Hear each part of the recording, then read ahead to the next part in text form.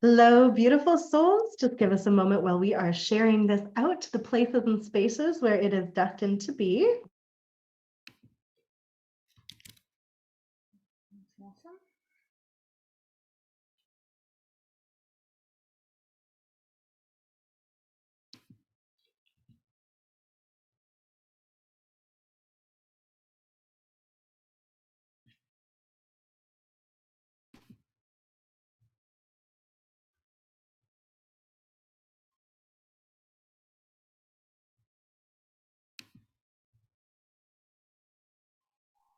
Hmm.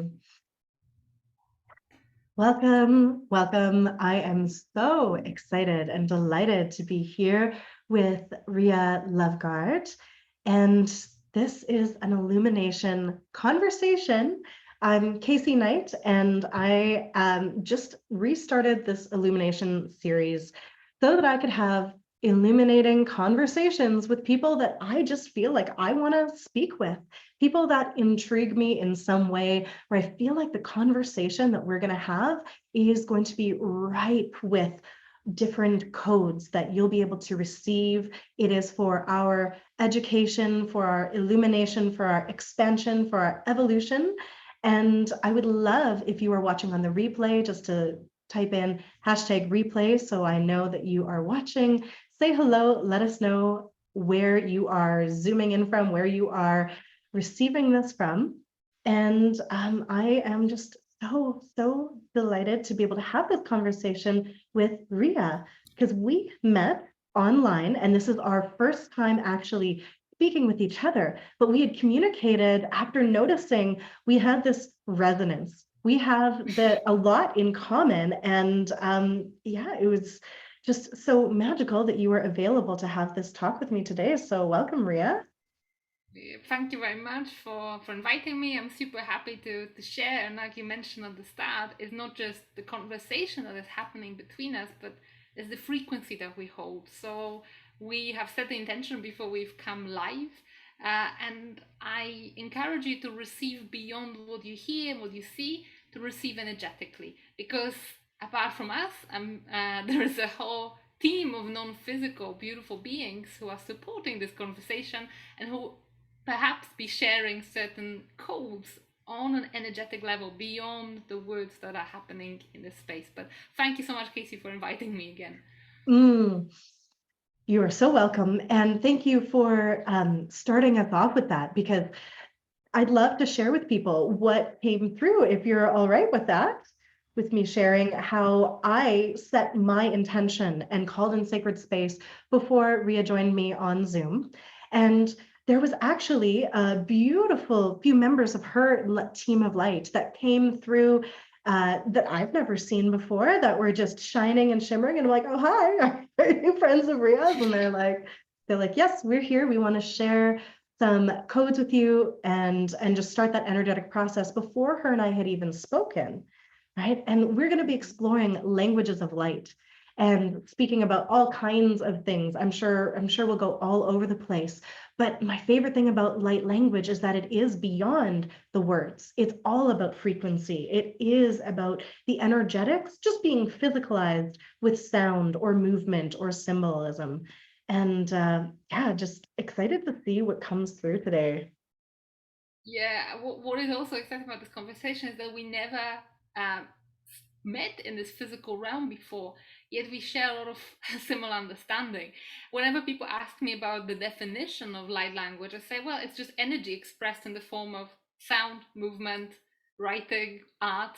And this is exactly what you said. So I feel like basically, whenever we're tapping into the quantum field, we are tapping into the same energy. We're reading the same energy in our own unique ways. So, yes, absolutely. I'm happy to speak about one of my favorite subjects, but I'm sure that this conversation may take us in many different directions. So, I'm in your hands, Kacie.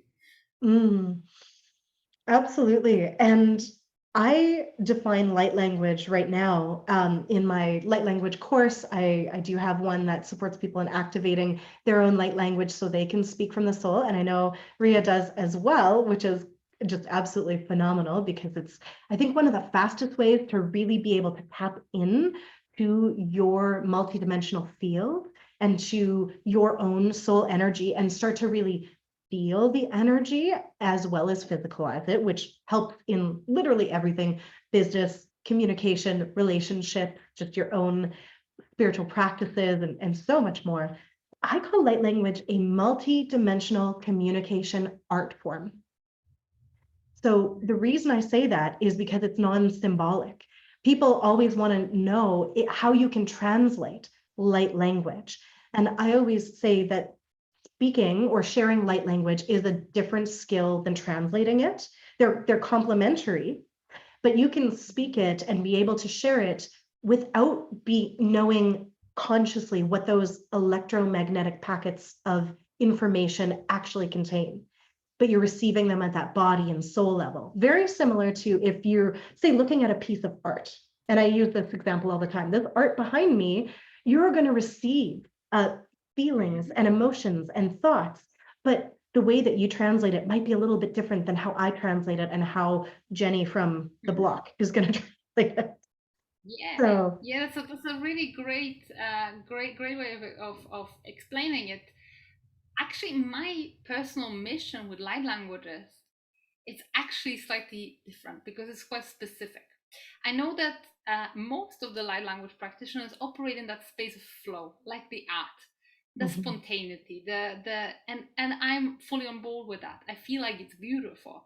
But my specific mission as a light language activator and teacher is actually slightly different, mm, because what I have been coded with is this understanding and precision and intention, so that for those who want to not just actually just flow with it, which is beautiful, because this improvisation, spontaneity, it is a part of what light language expression is. However, actually my mission within the light language space, which is not the only thing that I do, but it is in the heart of what I'm here to do. It's actually bring conscious and intentional understanding to light language, which is actually help people understand, help people distinguish between different light languages.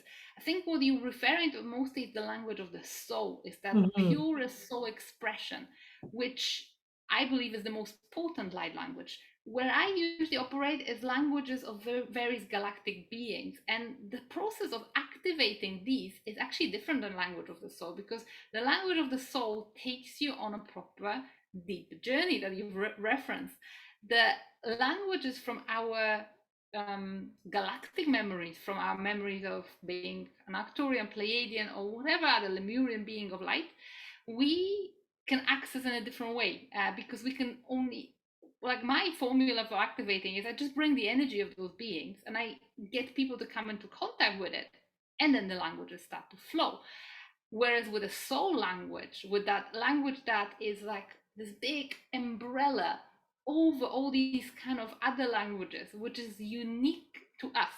There's none two of the same, because when I activate star seeds, the Arcturians will sound similar one to another. Not quite exactly the same, but they will sound similar. There'll be similar sound patterns. And again, one of my pieces of what I bring to the light language world is being able to distinguish those languages apart and distinguish those energies. However, one thing that is specific of the soul language is that everybody has their own. mhm, And I think there's a lot of confusion in the light language understanding, because it's such a mystical modality, because people think, oh, everybody's got the same, or is all one thing. Well, it's neither. It's like always extreme. So yes, you've got soul language, which can be unique to every soul, but then you also have, let's say, Arcturian language or Lemurian language or Pleiadian language, which will be following similar sound patterns because it's expressing the same energy from the same source, but maybe filtered through our human body. mhm. I love the way that you explain that. And my coding very specifically sounds complementary to yours because I bring people in and through to tap into their unique soul language as the Uh-huh. starting point. And really, I use techniques like belief repatterning and things like that if people have energy blocks to being able to Uh-huh. fully express their soul. And we start to share with the soul language. And then I talk about being able to understand and translate and tap into other pieces and other language as being this separate but related skill set. It's almost like a Vesica Pisces that has the overlapping piece, and then you've got the soul and the light language. And I can bring through, I've got a lot of Arcturians that love to come through, and different Lemurian aspects. I speak light language on behalf of Gaia quite often as well. And talk about the decoding of that as being really taking the electromagnetic packet of information, the thoughts and the feelings, and being able to translate it multidimensionally through our imagination, which is the gateway, I find, to the multidimensional, right? Being able to pull through the imagination to pull through what the meanings are, right? Yeah, I think this is such a great point you make about imagination. Whenever myself or my husband, everyone, when we teach channeling, not just in the context of light language, he, for example, teaches about the Akashic records and that kind of side of things. We always say that the imagination, it's the same. It comes from the same side of brain, the imagination, the art, and the quantum access. And this is one of the really sad things in human development, and especially how we condition as children, because that imagination is kind of almost put as something, oh, this is just you making it up. It's not important, it's not as real as the real world. And this is where a lot of blocks then come up. I'm sure you find them with your students and clients, where people will say, I'm just making it up. And with light language, for me, it's so striking because this is, like you say, it's such a bringing that multidimensionality into such a physical realm. It's actually, hey, it's real, it's tangible. You're making a sound, and this sound does not come from your brain, yet you're doubting yourself. Oh my goodness me, if you're doubting yourself when you're actually having this externalized experience, then you're probably going to doubt yourself even more when it comes to more telepathic communication, when you're receiving images or when you're receiving what seems like your own thoughts, which is how channeling very often works. People experience or expect that it's going to be like, some trumpet and a voice of an angel, but it's not. It's just like a subtle thought. You just have to distinguish between, this is not coming from me now, this is coming, let's say, from Arcturian collective consciousness. But yes, imagination is absolutely the gateway. And I also feel like very often various channels will have the messages sent through from various beings of light in a way which speaks to their imagination. I've witnessed that many, many times when, let's say, there's many channels that express Arcturian energies and channel messages. And, I'm married to one, so I have it very often. I kind of see what my husband channels, but then I see what other people channel, like, I don't know, Lori Ladd or Daniel Scranton. And there's the same message comes through, but every single one of them will use their own metaphor, their own imagination. So I don't know. I remember a couple of years ago, Aaron, my husband, channeled some message, and then the same day I'm reading a message from Lori Ladd on her profile, and she was using the analogy of going for a home run, which is, I think that's baseball, right? I'm not really into American kind of sports, so I don't even understand them. And at the same time, when Arcturians were speaking the same message to my husband, they said something about a race, which was more appealing to his European background. They would never say about a home run because we don't understand the rules of sports. But again, it's that imagination. Exactly. And that was what I was getting at, where people are going to interpret it slightly differently through their own lensing. And your imagination, I always call both the interface and the interpreter, right? It's the only way you can make sense of the multidimensional that comes in, as often the downloads, like all the clairs, your visions, your hearing, your just knowing, your feeling. I find with light language interpretation, it's this big sort of ball of information, and my imagination is the part that's piecing it together.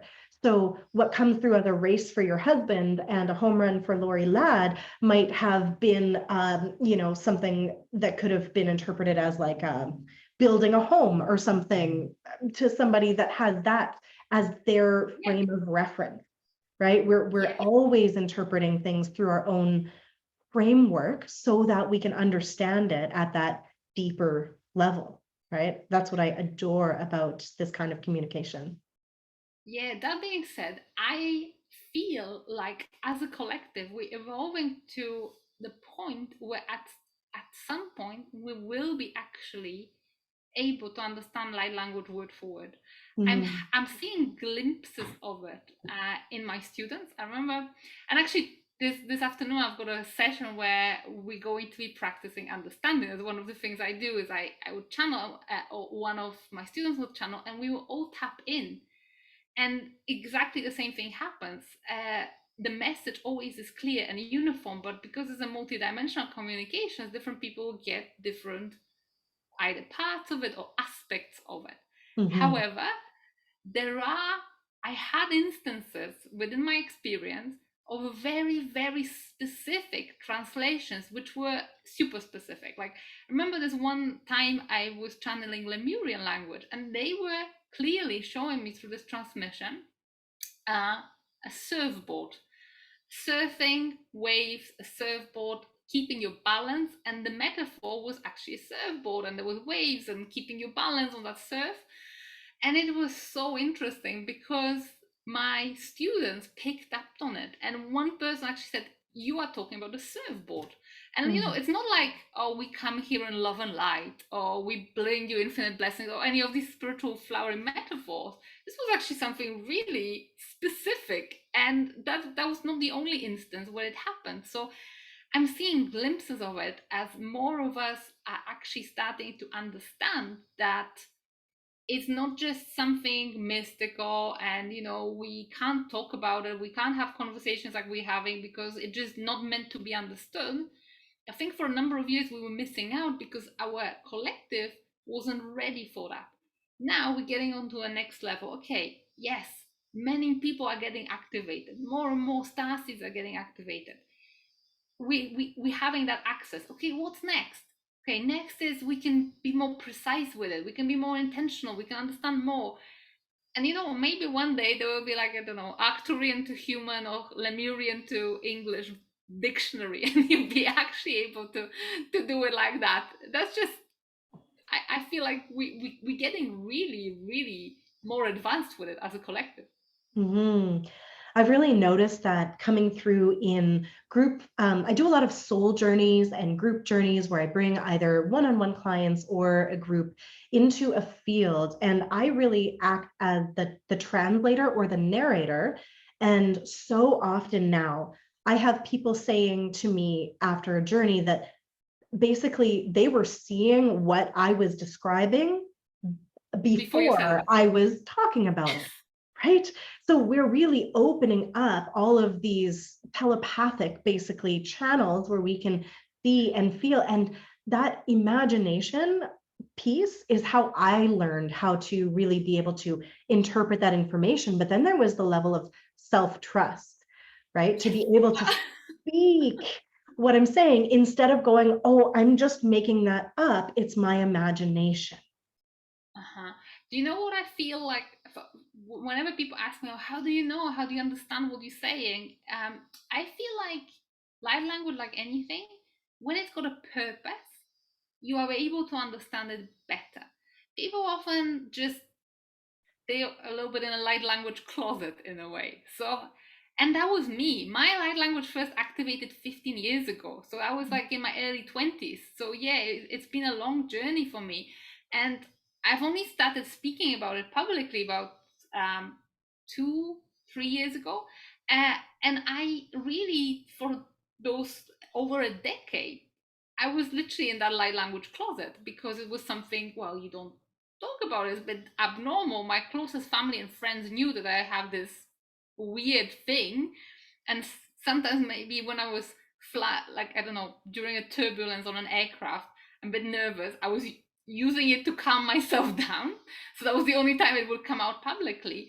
But I think generally what happens is that when people start using light language as a tool for healing, I'm not a healer myself, for activation, that's something that I do, I'm more like an activator than healer, but transformation, the more people incorporate it in the guided meditations, in the like journeys, or maybe even like I've lately been working with some conscious coaches, like life coaches, who started using it in there as a part of their toolbox. The more it happens, the more people actually put themselves out there and take light language not just like a sprinkle of some kind of fairy dust on top of the, I don't know, guided meditation, but actually use it as a tool. The more useful this tool becomes, and the more understanding and the more power it gets. My consecutive light languages activated when I started teaching and activating other people. Then again, when, let's say, if I was just, I don't know, hoovering a house and speaking Arcturian, chances are that I'm not going to really tap into the understanding of it. It would just become something mechanic. If I put myself in front of a group and I'm channeling, the understanding will always come because I've trusted it and I've put it, and there is a use. This language has some purpose, some direction to flow, and then the understanding and the transformation will come more so than, yeah, if I'm speaking and walking my dog or doing nothing. Absolutely. I find very much the same thing. I also feel like intuitively, there are times when I am speaking light language for clearing, for just like this flow of information. And I don't need to know. It's purely for the body level or cellular cleansing. And I just feel like that's what it's there for. Sometimes when energy is really intense, when there's a lot of light and energy coming in, just being able to speak it and be in the flow while I'm doing something like walking my dog or just walking. Yesterday, I was walking outside and I was just speaking light language and letting it flow. And there was no desire or need to do the translation piece because I could feel like it was for my body. You can hear I've got a little bit of a cold, and it was just wanting to move energy for me. Yeah. And I felt Have so you, much better have you, after.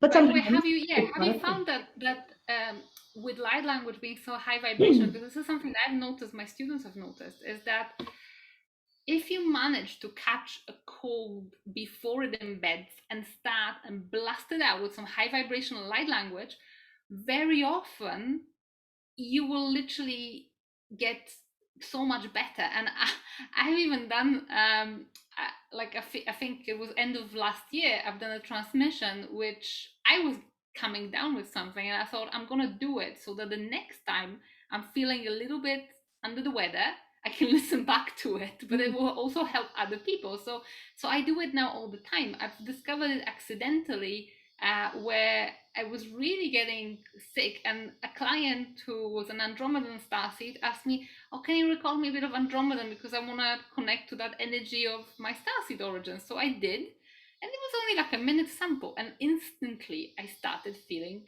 better. I was like, "Where is my cold? My cold is gone."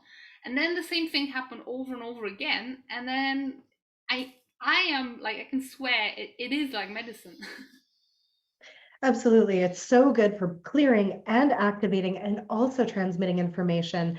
And I know with this particular cold, I had a lot of tools that I could have used that I just somehow didn't. But then there was also this interesting initiation purpose of clearing out some deeper stuff by actually going into the illness that I needed to take because I wasn't willing to just take a week out of my life without getting this. And there was some really interesting pieces of this happening for me so I could release a few pieces of having to hold it all energetically that I've done my entire life. I didn't feel safe to let it go and fully relax and drop all the balls. And my husband was chronically ill for about 7 years.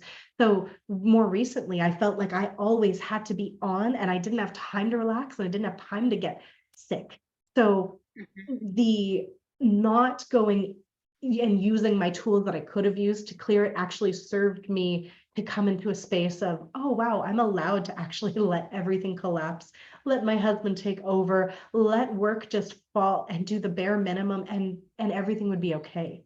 So it was this very interesting initiation for me, felt like going into a chrysalis. And because I'm Wow. stubborn, this cold was the only thing. I'm actually very grateful because it could be something worse, obviously, but this was enough Yeah. for me to go, okay, fine, I'm listening, I'll do the thing. Oh, awesome. That's beautiful. But yeah, like honestly, anything can be, and we were talking about it a little bit before in the context of how business can be how parenting or relationships can be like a catalyst for our growth. But even a common cold can be. Absolutely. I mean, everything is an opportunity, especially if you're looking through that lens of opportunities. Every conversation, every disappointment, every time you're stuck behind a train could be an opportunity for you to find really the opportunity and magic in each of those moments, each of those challenges. How So beautiful. before we switch gears, because I feel like there's other things to talk about and explore, for people that are watching and listening who are like, okay, what is this light language you are speaking of? What does it sound like? What does it look like? I'm wondering if we could maybe perhaps You offer have a some sample? demonstrations, a sample. Sure. Well, I've got about 20 to choose from. You know what? I want to give a few samples of few different ones, and you probably can do the same. I want to kind of show people actually a bit of a spectrum because this is something really interesting. A lot of people who activate light language, sometimes the ones who are lucky to activate a light language that sounds similar to human language, they actually okay. So people who activate like a Lyran or Arcturian or Lemurian, it's all good. There are some there's also light languages that sound nothing like human languages, like the Orion language, and so some that are super or blue avian that sounds like bird chirps. And I want to give a sample of one that sounds very normal, very beautiful, very pleasing on the ear, and maybe something that is completely non-human sounding. Is that gonna be okay? I think that would be absolutely wonderful. And perhaps what I will share is more of that multidimensional soul language of like what my soul wants to express rather than tapping into a specific Yes. collective so we can have that spectrum to show Yeah. people. Beautiful. Do you want me to start or you want to get started? Mm. You know what? I'm just clearing my throat. So I will Okay. say, go ahead, take the floor.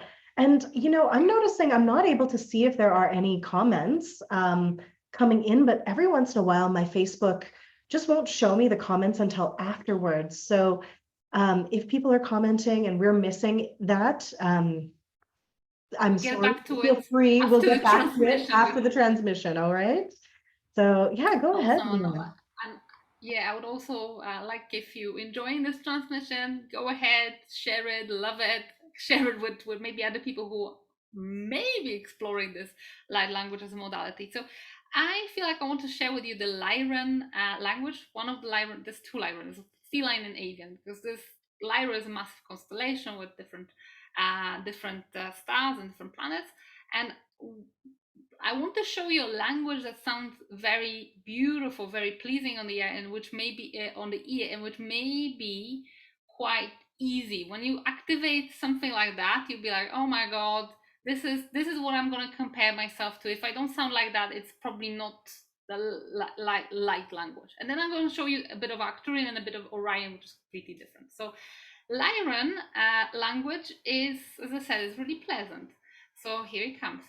Tia maratila tu kulur sira tia katuruk meria tarakane me kiara tila ale kia turumena ala kare tia sui ke mina kula teratena eratela tia tu sure ti kamara kia sare kia luri arasaya malete rusu me turu yai te late karumura sikarade ya sere e mai tui ai sai e kai mai sui e te ya sui e la mui de ya se anumela katea numarusia te kea murasake ya malatera urasuri e tarali de aresu nera ea alla caria malata saria turusu. So it's actually clearing. I felt like this energy was clearing, and it was also a gift for you, Casey, to kind of like blow the cobwebs of the cold out a bit. Yeah. So that was that, and it went, I think, from the bottom chakra all the way to the top. So started in the womb, and then throat, and the heart, and the third eye, and all kind of like it was blowing the cobwebs. So if you hear something like that, you're like, oh yeah, that sounds so nice. That's definitely light language. Well, let me give you a bit of Arcturian, which sounds like Arabic and is a bit harsher, but still sounds human. So that will be a next level. And with that, what I wanted to uh, say on my message is just because something sounds a little bit maybe harsher doesn't mean it's not of the light. It's just energy. That's how we express it. Arcturian energy is very gentle, beautiful, sophisticated energy, but the language doesn't sound quite like that. It doesn't mean it's bad or it's dark. Remember, we're listening to the frequency and not just to the sound. So, with that being said, here comes a bit of Arcturian as a sample.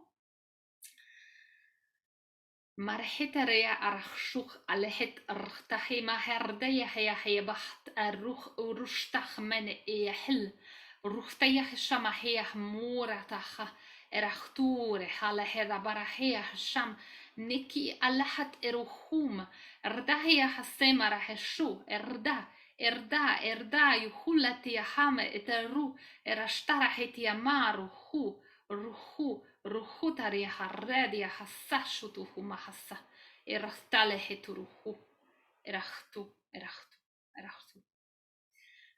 Me, that felt like a call to action, a call to arms, like rise up, and I could feel this energy rising again from the bottom to the top. Rise up. So now I want to give you something that sounds completely out of this world and nothing like a human language. And I'm just trying to think. Okay, I'm going to give you Orion. Orion is like Scatman John years ago, super fast, and I had a lot of Orion starseeds come to me who activated that language and even had it for years and doubted themselves because it's like, oh, other people's light language sounds so nice. Mine maybe is not the light language. Well, it is. So let me just give you a bit of Orion. This is gonna be crazy. I'm only gonna do like a minute because I get out of breath.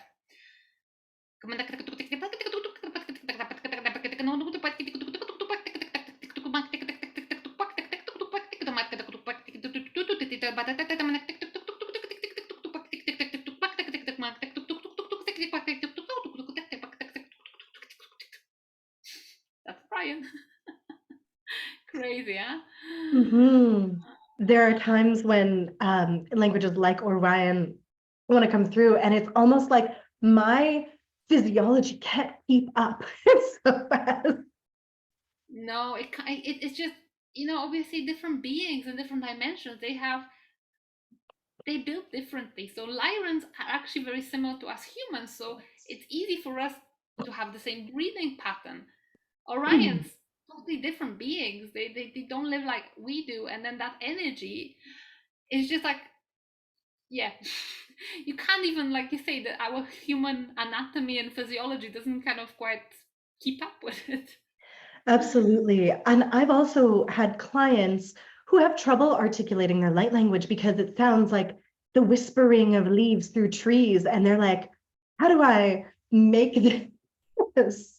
And that's the other piece, is that sometimes we're pulling through things that are very difficult to articulate. So you can hear it, you can feel it, and just receive it instead of being able to speak it out Yeah, loud. or sometimes what can also happen is that our human mind judges it and is Mhm. like, oh, I don't like the sound of it.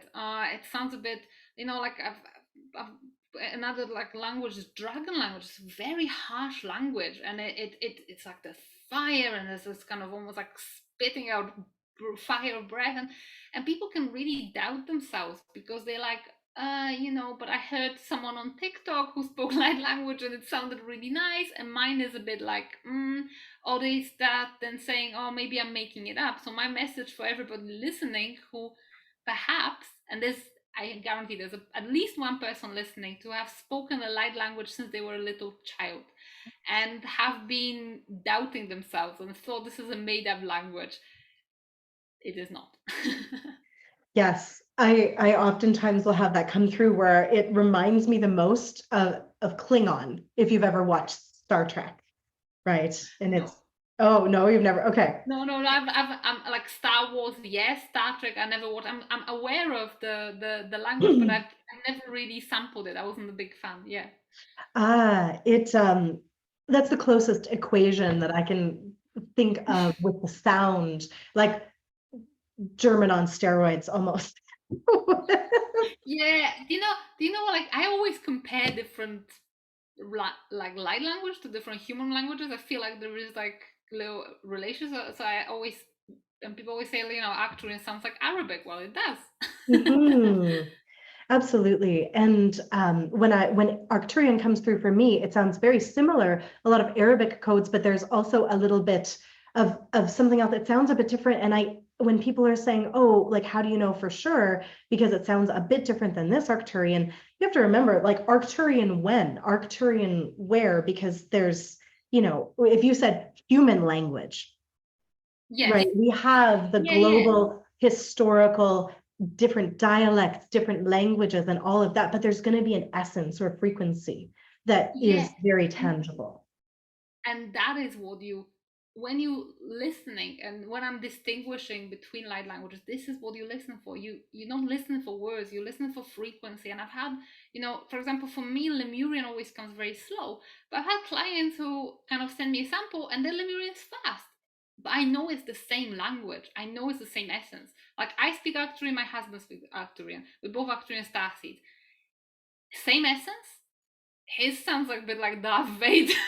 That's why he doesn't speak it publicly. But yeah, but it's the same language. Exactly. Just like some people speak quickly in, like English or French, Polish, right? And other Absolutely. people speak with a Southern drawl that would Hmm. take quite a bit more time, right? Because there's also Hmm. it's all of that coming through. So I think what might be fun, actually, because you are so great at unpacking the data and the information, is for me just to actually drop in and see what wants to come through. And I keep feeling like there's a very multidimensional essence swirling that would like to be expressed. And I'd love for you to unpack whatever feels like it's coming through for you. And then I can share what came through for me as well. Does that sound Absolutely. fun? Pleasure to tap in. Mm. Simultaneous translation. Yeah, Yeah, I'm ready to I receive. love that. And my throat might make it sound a little funkier, so I'm just gonna take a moment. And I always invite people to actually take a breath and land in their body instead of trying to witness solely from the mind level and trying to interpret it, because frequency is felt rather than understood, right? It's this inner standing as opposed to understanding with only the mind level. So let me just share what my soul would like you to hear and feel right now. And it feels like it's going to pull in a few different pieces. So, mm, mm, te ash, te kina atori te ekini a te. Riadnishkone ano mokoti, retishkanate, riamo, nekira ash, re nia kori tishkanate, na pioti, ri amo ye anaye, nash ano me naye, nore, nare.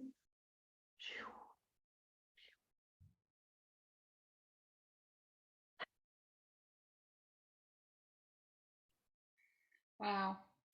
Wow. You know what? It's really interesting because in a human, I don't know how long passed in the human realm, probably not long, like less than a minute, but I think they're gonna hold you journey. Uh, yeah, so yeah, that is your soul speaking, definitely. It's not like it's like this, it sounded very ancient to me, and it was almost like at the beginning, I I was taken on this, like my consciousness unpacked this picture of being in a slumber, being kind of like in this kind of sleep, and your soul was making this wake up call, like rise up. And then at the end, I saw this almost like a ceremonial fire burning and starting. This is what came through to me, but it was almost like a ritual kind of, and like a call, like it was something sacred, ancient, like I would say priest like or priestess like. That's how Mm. it felt to me. Again, difficult to put into words because in my consciousness a lot has happened in that short.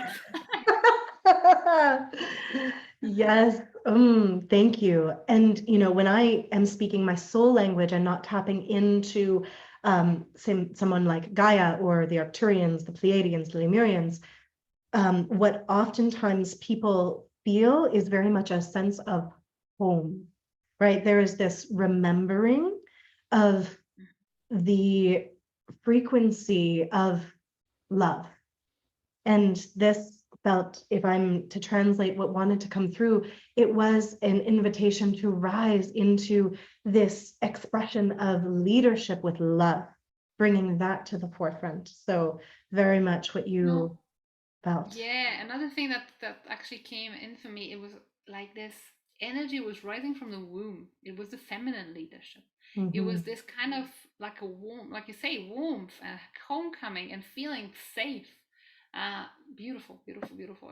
It was definitely, it was very feminine, very, but like Mm-hmm. strong feminine, not like, Mm-hmm. limp lettuce feminine. It was like a fierce feminine. Yes, but I felt that as well. It was the warm embrace of you are safe to express your light, right?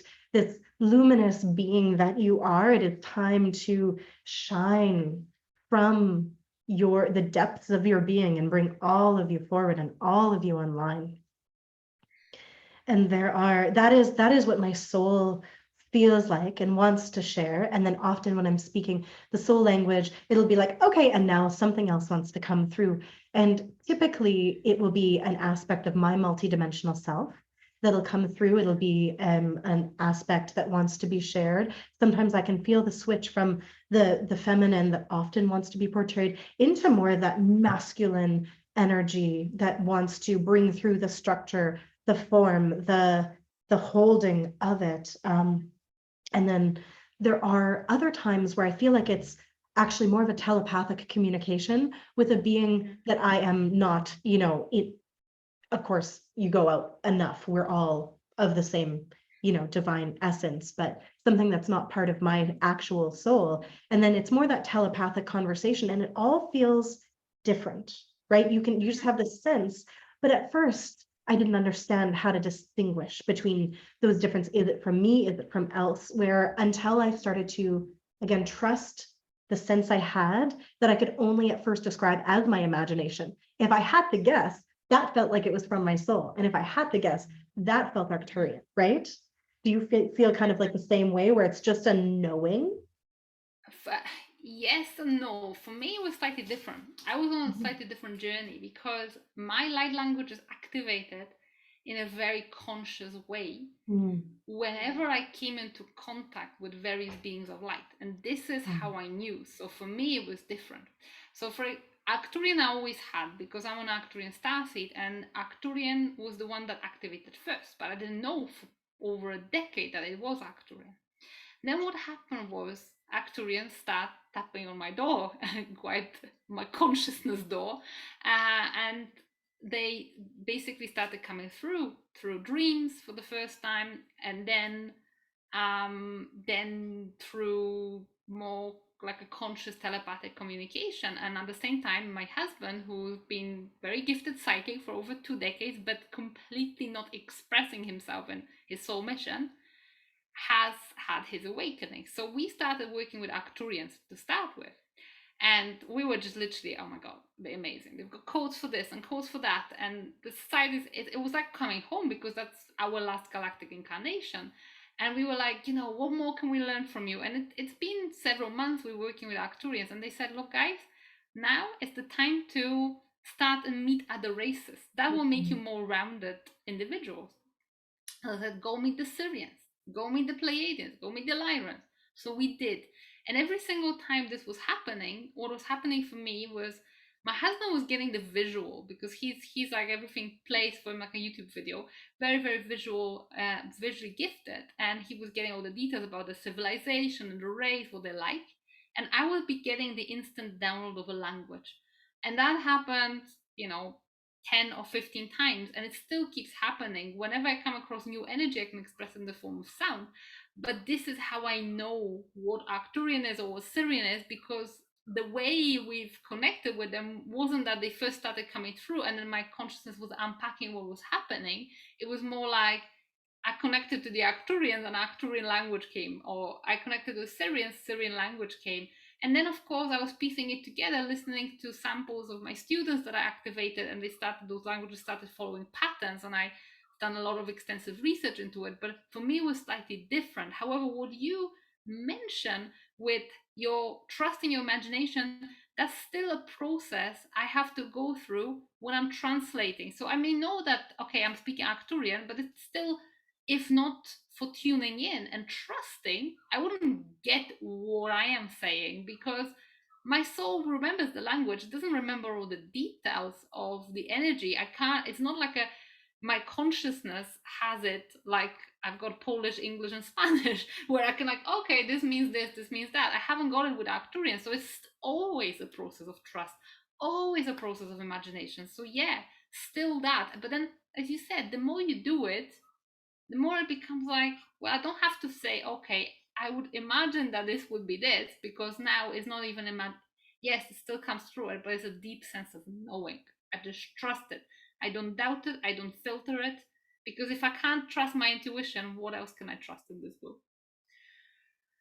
Absolutely. And the thing is, trusting intuition, though, is often such a place of wounding for people, Yeah. from childhood, from other things, and also because I find intuition is very multidimensional, and it does need to be a whole process, including the imagination of the feelings of what we're receiving. And if anyone is going, I'd love to be able to trust my intuition, my imagination, but how can I? I'd love to speak into what I've really noticed for myself and for others. If we are holding too much trauma or tension in our body and our nervous system is in fight or flight, then we have basically these shields up, and everything that comes through, we are either going to feel bounce off, or it's going to feel like an attack and not like truth. Or if it does happen to get through, it's going to be distorted. And then if you're trusting what is kind of distorted information, because you're in that place of just survival instead of being in the full open receptive energy to spirit, then it is going to lead you awry. And then people have this evidence that their intuition can't be trusted. Mm-hmm. Right. And so that's really the foundation for me when I'm working with people to either start interpreting light language or just learn how to trust their intuition. It's to work with the body, the nervous system, and program it to feel safe enough and do the healing work to feel safe enough to be open and relaxed and receptive. Yeah, another thing that I've learned, I remember interviewing a beautiful soul called Mari Belzuncev, who is a healer, for a podcast, and she was explaining how she developed her intuition because she's very very gifted as a psychic, and she said, "Look, guys, you don't have to trust your intuition with big stuff straight away, like I don't know, do I leave my job to start a business, or do I move from one continent to another, which I've done 3 times in my life following my intuition. But you don't start with that. Start with small stuff like, do I fancy a cold or a hot drink, or uh, what is better for me, for my body at this time, or shall I take or decline this invitation? And I'm not talking about some big invitation. I'm talking about small invitation, a friend inviting you for a coffee. What feels right for me today? And I think if you start with these small things and maybe feel into the outcome of both, what does your body say? Because again, it's learning this 3 different types of intelligence. We only look at the intelligence of the mind, which is the intelligence, but there's also the intuition, which is, in my opinion, the heart intelligence, and then there's the instinct, which is the body intelligence, the gut feeling. And Mhm. if we learn to trust those different signals from not just our mind, but also the different other kind of brains or other energy centers in small stuff, then maybe we can develop and build into big stuff. Because from my experience, my intuition never, ever, ever let me down. Quite the opposite. Whenever I did not listen to my intuition, I paid the price, and it was a hefty price at like very health deprived many, many times over. Right now, I cannot afford not to trust my intuition. But so my kind of encouragement will be, hey, just give it a go. But if you don't feel right giving it a go in big things, do it in small things.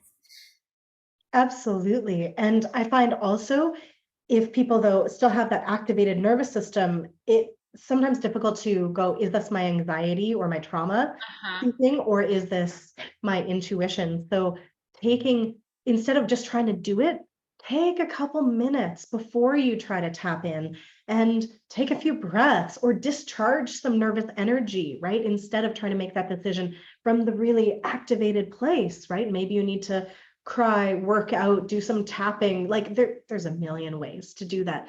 Getting onto your axis, connecting even, I do this process where I bring people through 3 deep breaths and we bring it up through the womb, through the heart, through the crown, and connect onto that north-south axis. So we feel aligned with the cosmic and earth energy. And then in that place, it feels very effortless to go, for me at least, does this feel like it's going to expand me or contract me? Which is kind of Yes. that, like, what does it feel like in your body? But I know Yes. if my clients are feeling off or they're and they just can't really, I don't know, like take some time first and get into that calmer space and then ask for the little things, Yeah. right? As well as the That's a big really things. beautiful thing you're talking about, this kind of connection to Gaia and cosmos, because this is like, this is basic but yet very profound stuff. Because what it is that we are designed to be taking in clean cosmic energy from our crown and clean Gaia energy from our root. However, what's happening is we are having all this vampiric connection between one another through our middle chakras, and we project onto one another. And it's almost like when we're not cultivating this clean, direct connection to both Gaia and cosmos, we're not running on fresh fuel. It's almost like coming to a room where everybody's been breathing and breathing in and out, and there's no window open. Or when, as opposed to going outside in the nature and taking a deep breath. So energetically, from time to time we need to do the same. And especially true when you're in a quite physically dense environment. Maybe you're living in a city, maybe you're working in a job where there's a lot of stress, or maybe even your family is a stressful kind of environment. Take that time for yourself to disconnect and connect to these two energies, like you say, through breath or through whatever.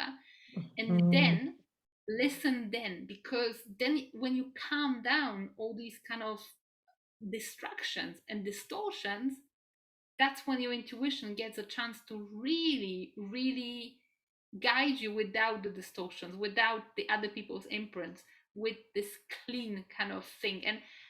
And once you tap into it, you never go back, I promise you.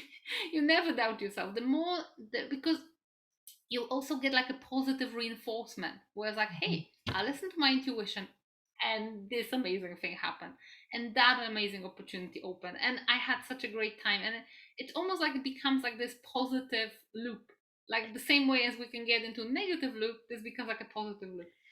Yes, absolutely. The upward spiral of the reinforcement.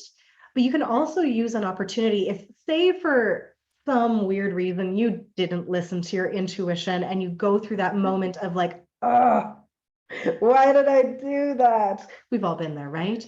If you bring your consciousness to it and your awareness, you can file that under, man, next time I will listen to my intuition. And that can actually help you basically stop what could be a negative spiral of going into, stupid me, I never, blah, blah, right? All of the stories that can spiral you down into deeper and deeper frequencies of feeling like you just aren't it and you can't tap in and you don't know. You can do this pattern interrupt by just acknowledging the mistake, quote unquote mistake, and use it as a catalyst to start bumping the energy up and go, okay, how can I listen to myself next time? How can I trust myself? Because I've got such a great example of why I should.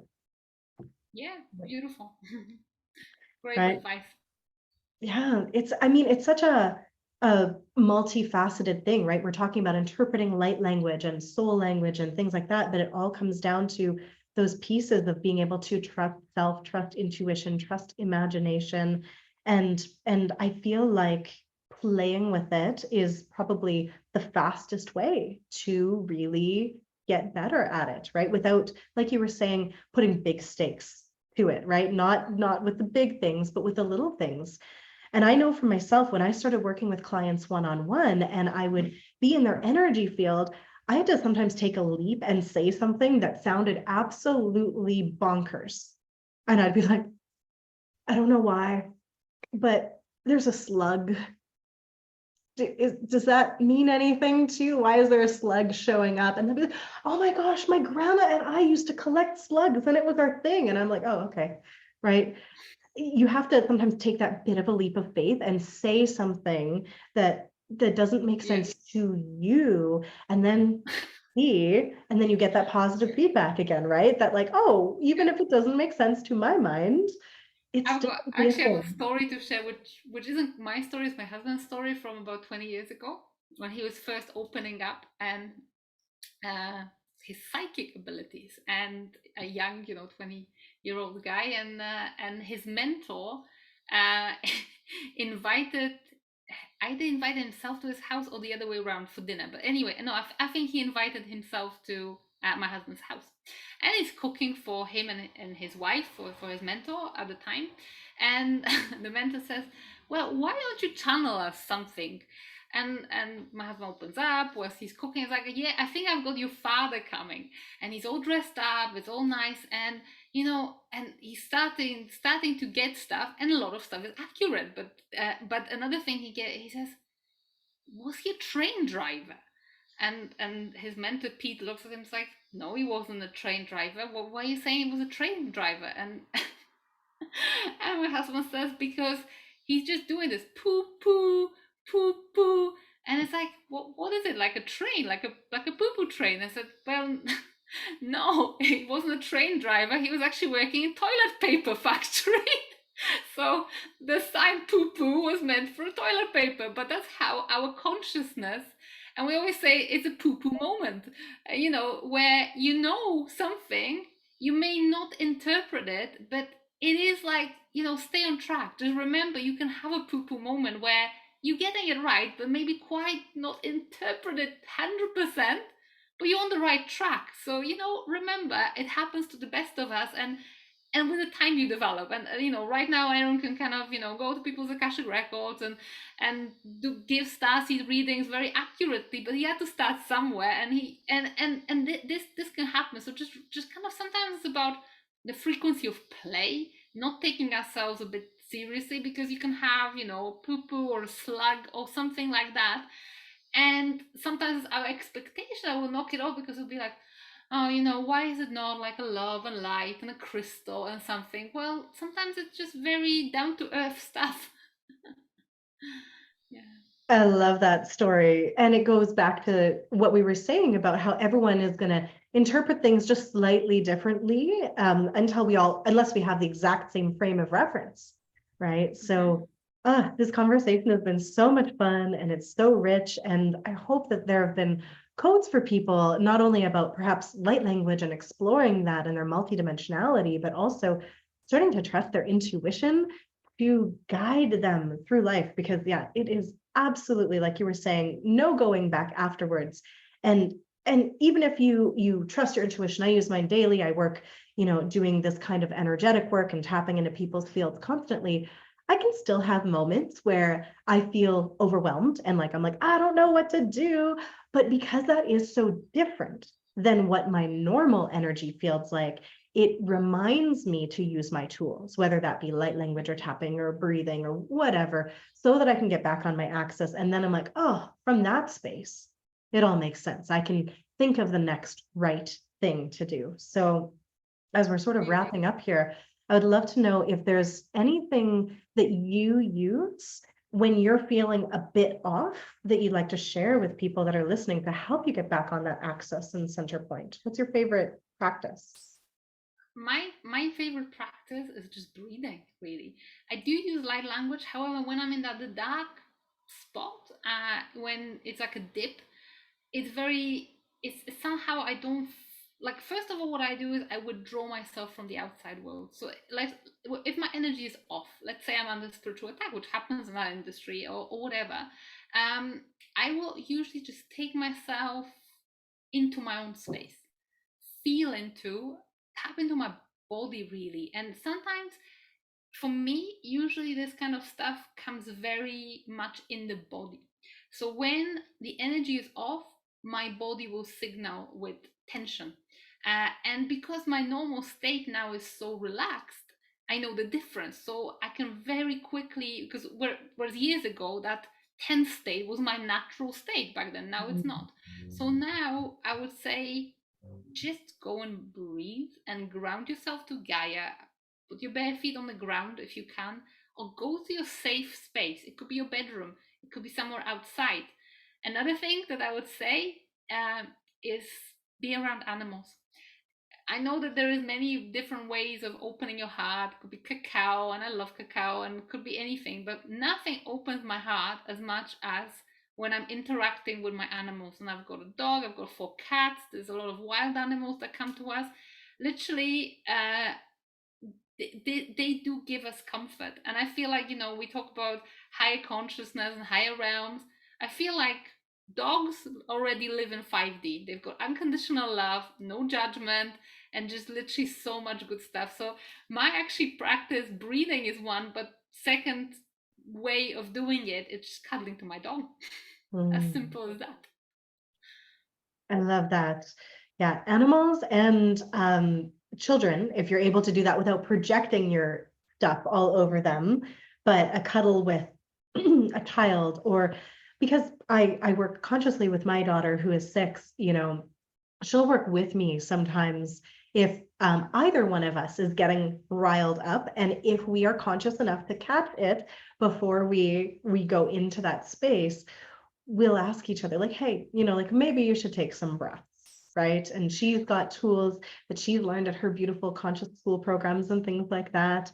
And just yesterday, when she was driving me a bit nuts because she wanted to wear a bathing suit to her camp, which because they were going to do water day, but you couldn't put clothes over it, and it was taking half an hour, and she's like, everything feels wrong. I was starting to get that riled up too, and she just puts her hands on my thighs and she goes, and it was just this reminder to me, okay, now I need a few breaths. And we were able to co-regulate with those beautiful breaths. And we wound up doing that twice yesterday before we could get out of the house. But there was no yelling and no screaming, which it easily could have evolved into when I was just like, come on, kid, we gotta go. No, how can we both come into that space? So I appreciate having co-regulation. So if you have a partner or a friend or kids who can support you in those moments too and remind you of your tools, that can be really helpful as well. That's awesome. Yeah, I absolutely support is awesome, but it's also knowing that you do have the power to get back on track. And also sometimes when your energy is a bit off, or you lower, or it's also actually acknowledging it and allowing yourself that you don't have to always be high vibes only and positivity only, and you can live and honor these negative emotions. There's no need to deny, as long as not projecting onto others and not kind of hurting others or taking it on other being. Then it's okay to feel grief. It's okay to feel pain. It's okay to feel and express anger. And in fact, that will help us just, just emotions can be like a sift. Just let them fly and flow through you, and then you get back to your state of calmness and love and high vibrational energy. Absolutely. They need to move. And again, I think, children are master teachers for that, because you can see a kid have an absolute meltdown and they're crying. But then, after the storm passes, they're like, hey, like, I feel great now because they didn't stuff it down, right? And like leave it inside. And I feel like I work actually a lot with water being the representative of the emotional realm, and just talking about that flow and the allowing, whether it's a storm or a river moving through you, and having moments of going, yeah, my human parts are very frustrated, they're mad, they're sad, something needs to move, I need to cry. instead of letting it get stuffed down, which used to be my specialty, which creates this like stagnancy, and that also moves into the dysregulated body and nervous system because we don't have the relaxation because it hasn't flowed through us. And when we're in that state and we have all these sticky emotions, our intuition is much more difficult to access, right? It all works together. So having those moments, but then once you've felt the feelings, using the tools so you don't get stuck in that place as well, right? It's all Absolutely. layering together. I love that. It's just such a multidimensional, multifaceted thing. How can we feel the feelings without getting stuck in them, but also not spiritually bypassing and not feeling any of them, right? How can we have the whole spectrum of the human and the cosmic and the multidimensional and also instead of just being one? It's such a wild ride. I have so enjoyed this conversation because we've gone, like I said, all over the place, but it feels like there's so much more we could explore too. Absolutely. It was just an absolute pleasure to share. And if you guys enjoyed it, feel free to share it forward. And if you had any comments, yeah, we can't see them here, but we will catch up with them, we promise. Absolutely. So I love that we both have light language courses that really look into different aspects, and I feel like they would be bringing through very different coding, but probably in similar ways. So I'd love to tell people about yours and how, if they're interested, they can follow you and work with you. Um, as well as I'll drop a little bit of my own work in there too. Yeah, yeah. What's the best way for people to connect? Best place to connect is rialoveguard.com. I could probably drop a link in the comments. I have my work in the light languages um, is, like I mentioned at the beginning, is actually bringing conscious and intentional use to this tool. So I activate people's light languages, but usually activation is something that I do on day one because for me it's about what happens after. Sometimes people just get the light language activated just by coming to my frequency, which happen quite a lot, not just with clients, which is interesting. It sometimes happened with friends as well, which was quite an awkward situation. It's like, oh, I've got this coming through, but that's just, it's all happening on a frequency level.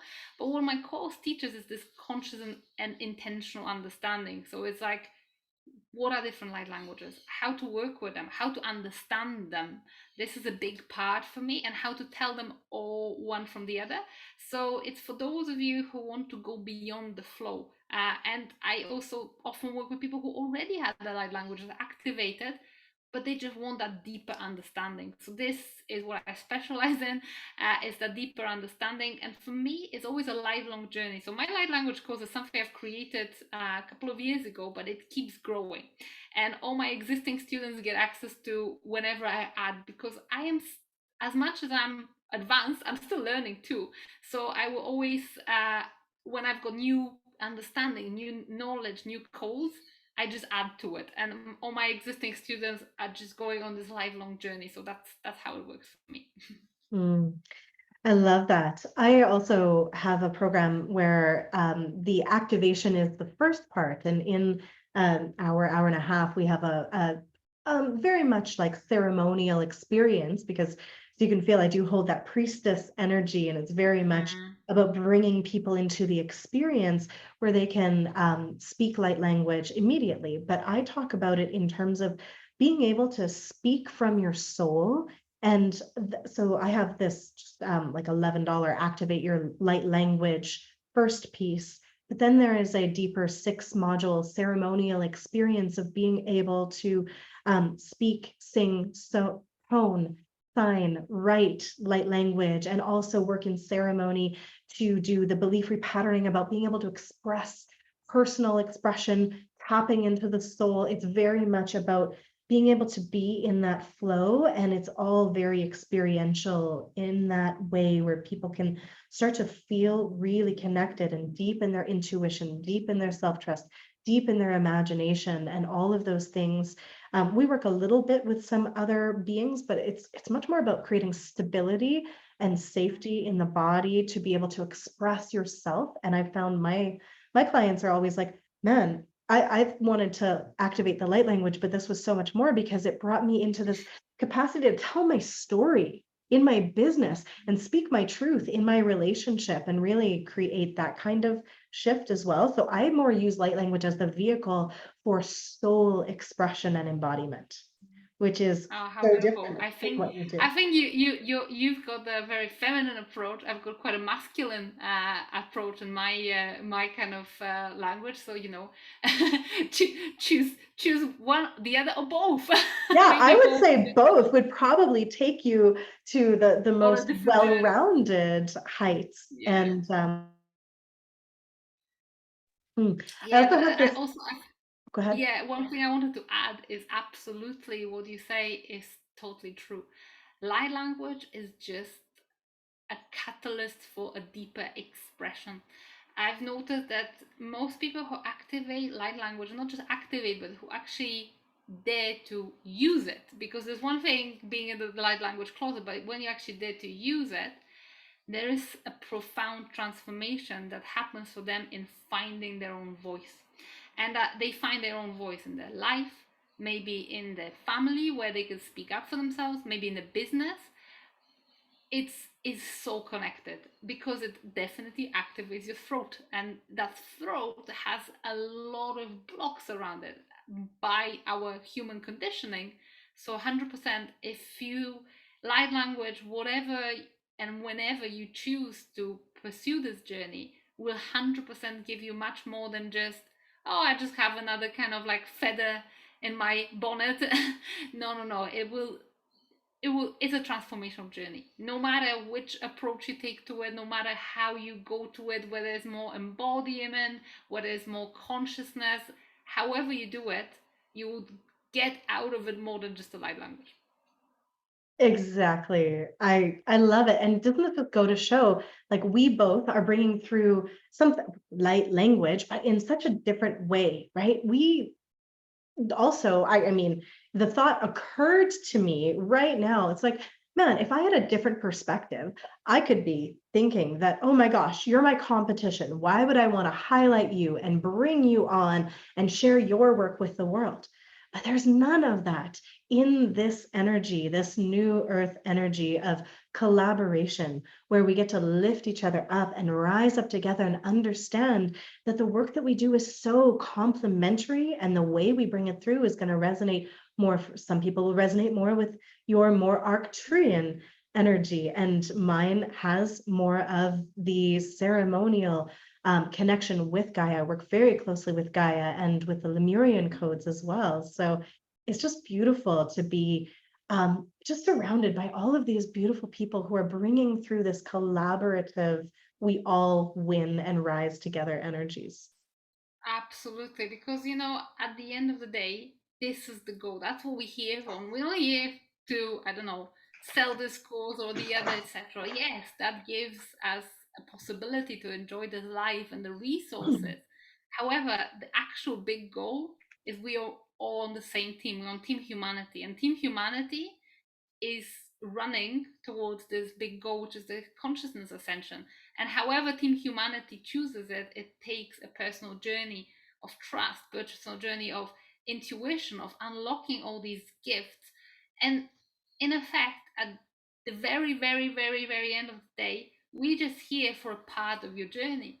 And the I've received a beautiful email from someone who was leaving my membership course today, and she's like, I now feel like I'm ready to navigate the quantum field on my own, but I really enjoy the energy. I'm like, yes, this is it. That means my work is complete because I'm not here to keep people and clinging on and in my kind of little container, etc. No, I'm just here, and so are you, as a companion on this journey. And it actually makes me feel really proud when my work is complete. And the next step is go and run with it. And if you want to come to my course and activate your light language, and then you go activate others, goodness me, that's the whole point. That's the whole Mhm. point, because we are Team Humanity. And just I think it's super important to remember that. And I feel like there is such an abundance on earth, and we all, at the moment, maybe it seems like, oh, the spiritual circle is quite small. Goodness me, what's about to come when we all start raising up? there will be more uh, work than hands to work. As in, like, there will be people waking up from traumas. There will be humanity will be literally we'll have all our hands full. So the more of us are doing it, actually, the better, because we will all have our hands full, helping our brothers and sisters that are still in slumber and they're still kind of getting to that point, which we're a little bit ahead of the curve. So absolutely, thank you so much for this invitation, and thank you so much for this beautiful co-creation. I'm Mhm. confident that many people that got activated on many different levels through just listening to this conversation. And what a beautiful place to sum it up, because that is what we are creating. And those of us that are, like you said, a little bit ahead of the curve, bringing through some of these more cosmic coding, those galactic pieces, those other civilizations that are sharing these codes with us, do live in a frequency of abundance consciousness instead of the scarcity and survival that we have been playing in for so long. And that is the journey we're in right now, is moving out of scarcity and survival and into that field of abundance, co-creation, connection, collaboration, harmony, and celebration of the value that everybody brings, the different codes that everybody's bringing through, and just really enjoying the process of getting to share those with everyone. So I agree completely. If you're watching this, you are one of those leaders who is here to support and be a light leader in the elevation of the consciousness of humanity. And it is a big job, but I want to just assure you, we are doing it. There are so many signs, but most of them right now are energetic. So being able to tap into something like light language brings you into that communion with spirit, so you can feel where we're headed instead of only look around to like the physical world of what might seem like utter chaos right now. Right. So I think light language really helps elevate our consciousness into the field of possibility and abundance, right? Mm, Absolutely, absolutely. And this is what I wish to all of you: abundance, prosperity, and that deep feeling of coming home, which you have mhm. probably felt during the light language transmission. So, yeah, cling on to that. We all have a lot of work to do, but that work doesn't need to be hard work. We can really enjoy this beautiful journey as we are all, heading towards the same goal. Absolutely. So please, if you are new to Ria's world, connect with her. If you're new to my world, connect with me, Facebook, Instagram, all over the place. I would love for you to just continue to stay connected. We will have another beautiful illumination conversation. Next week, I'm going to be talking with Lizzie Vince, and we're going to talk about her ascension journey and evolution, which is, she's had a spiritual awakening quite recently, and it's been wild to watch her expansion and evolution happen over such a short period of time. Which is fun, because some of us have been working in these fields for decades, and then there's also light beings who are just like waking up and it's all there. So it'll be a Yeah, I think it's beautiful. very, very, very important to remember that there is no hierarchy in No. the new earth. And yeah, I had my light language for 15 years, but I only came out of my closet like a couple of years ago. So it's not it's not about the length of service. This is like old way of thinking, Mhm. and not just that, but I think also sometimes very young people can kind of, like, children, teenagers can be so gifted. So yeah, let's embrace every soul, no matter how the trajectory works. Absolutely. I've been playing in these realms like as long as I can actually remember being alive. I had, connection with spirit. I cannot imagine though being in one of those places. And I have clients who just really woke up over the last year or two, and I'm like, I don't know how you do it. There's so much information available. I got to digest it slowly, over time with books and things like that, instead of having just all of it right here. So I love witnessing the journey. And most of the people who have been, on this path for a while, I find like we might have maybe blazed some of the trails energetically, but that's just so the people who are coming up could like sprint ahead of us because they have a different Yeah. design, right? And it's just so beautiful. to experience. If you are interested in checking out my light language offering specifically, that is at www.learnlightlanguage.com, although that's a bit of a misnomer because I'm just helping you remember, and joyevolution.com for the rest of my offerings, because like Riya, I also support people in bringing in these new earth business structures and forms into reality. So thank you so much for this divine conversation. And we will look at all of the comments. And if you have questions for Riya or myself, please just put them in there, whether it's on the replay or not, so we can take a peek at them. And I'll be back next week with Lizzie, sending you all so much love for being here with us. Have a beautiful rest of your day. And I feel like this isn't the last conversation that we'll ever have. Perhaps not. I feel like there's been a lot of synergy, so hopefully we'll see you all in one setup or another. Beautiful. Thanks, everyone.